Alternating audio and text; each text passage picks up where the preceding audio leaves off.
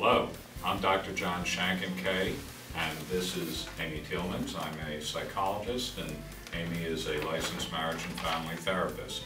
We're the co-facilitators of the Central Bucks Chamber of Commerce Committee on Parents and Family. I'd like to introduce you to our panel today. We have Dr. Pam Ginsberg, a psychologist, Pete Stollery from Community Commitment Incorporated. We have Barry Ginsberg, a psychologist, and Zana Bartino, who is a licensed clinical social worker.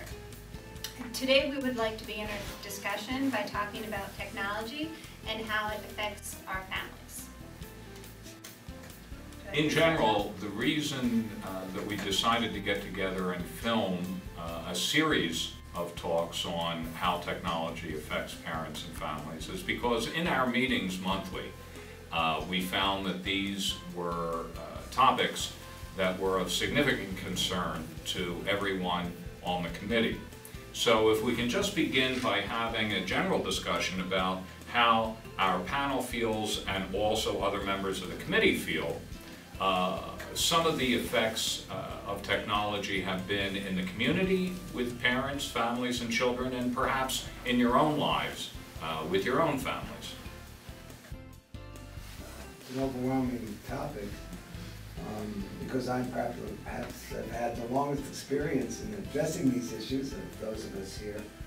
The transformation to our society of the rapid increase of technology and the many changes that have occurred, and how between now and maybe 6 months from now, everything will be transformed into something else and something more impactful on our lives and the way we engage with each other.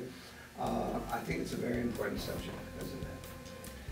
I absolutely agree with you. I think one of the things that's very startling to me that occurred to me maybe 10 years ago is that this is the first time in human history that a dominant technology important in the civilization has been better understood by children and young people than it is by their parents, and certainly better than it's understood by their grandparents. So all through civilization, it's always been the case that young people were apprenticed and mentored and taught by their elders, by their parents, by people in their families. And I think it has significant consequences to the way that young people perceive authority, teachers, and parents when they understand that this extremely crucial technology is more in their hands than it is in ours. I wonder if people have comments on that. I think that is exactly what the significant source of anxiety is for so many parents, because as a parent myself and many of the parents that I speak to, we feel that we can never catch up with what our children know about technology. And so we're always kind of one step behind, or in my case, several steps behind what my daughter knows about Facebook and Twitter and all of these other things that I don't even know what they are. And so it's anxiety-provoking for parents because we don't know how to monitor something that we don't understand as well as our kids do. When I think I've understood something about how to monitor my daughter on Facebook, then that's already ancient history because she's found 12 other ways to skirt around that so it's something that I don't see. When I think I've got it, I don't got it. So that I think is where parents are nervous and upset because they don't know how to monitor this. Their kids are always one step ahead. Pete, I know that Pete Stollery from Community Commitment has worked for many years in Bucks County and the surrounding counties with youth at risk. And I know that you have some interesting ideas on technology and its effect through your work and also your own personal views. I wonder if you might share some of that with us. Yeah, well, let me say right up front that I really don't experience the kinds of problems that most of the rest of you all do, fortunately, because I don't know how to type, I don't own a computer, I don't like cell phones. I keep one of them in my car, but it's mostly to call out. So that gives me the freedom to not have to experience a lot of the problems that you all run into. But of course, my kids are all grown up, so that certainly helps. The thing I wanted to say about what we're talking about is that if we look at teenagers as people who are struggling every day of their lives to learn social constraints, then what all this new electronic communicational technology has done, Twitter and Facebook and all the rest of it, is given them unprecedented new ways to abuse power and freedom, because that's also what teenagers are all about. But at the same time, it's also given them a way to connect with other friends and connect with family that they can't see in a way that we never could before. You know, for instance, cousins or aunts and uncles, people that live across the country, they're now part of their everyday lives, which they couldn't be before. The way that the kids' schedules are in school, they can't possibly see all of their friends every day. And now they can talk to them when they get home, they can see the pictures that they've taken, and they can connect, they can stay connected, they can stay good friends where they can do that in the past. Yeah, absolutely.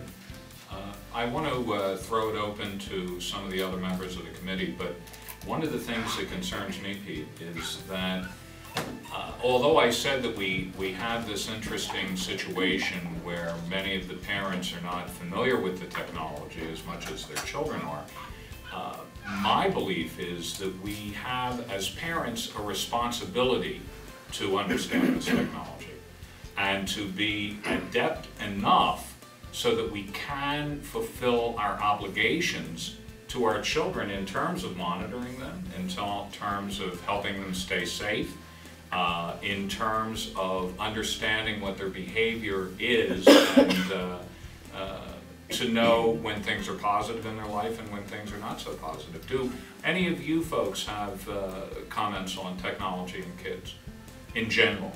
Well, because I work with kids all the time, as a secondary education coordinator, I work with kids as young as 6th grade and all the way through the college years. And in a recent study, it says that 80% of the kids, their biggest issue with technology is there's not enough privacy. What they consider privacy, though, is privacy from their parents, not privacy from one another. 68% of the kids know how to hide what they've done on their computer from their parents. Most parents don't know how to even search on their computer.